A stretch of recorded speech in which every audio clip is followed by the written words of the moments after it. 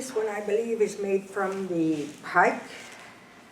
The scales are much smaller.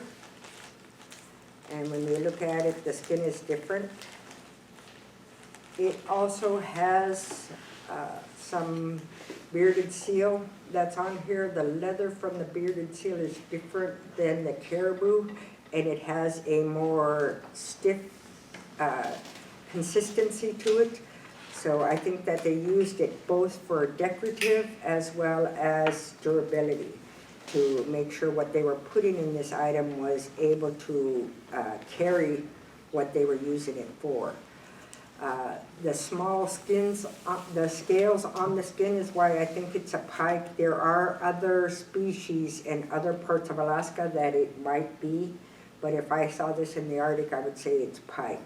So because I don't have access to the different fishes of people throughout Alaska, we have over 229 federally recognized tribes, but probably more like 240 tribes in Alaska. And so being such a large state, there are other fish it could be. But in my region, and I'd see this skin, I would say it's a pike, a northern pike.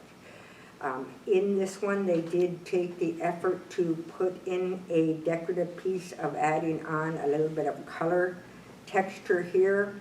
I think that was done just to add to the appearance of the bag. It wasn't used consistently, so maybe to show the front of the bag versus the back of the bag. And I think that the people who worked on this had some extreme skill. Working with fish skins are very hard. It takes a lot of patience. And you can see the stitching is in nice symmetric rows. It's consistent throughout the piece. And so this one was done by someone who had a lot of skill. And because they incorporated multiple types of leather into it, it shows their access to these resources and that they were respected in their community because of the sharing that was given to them to allow them to create this item.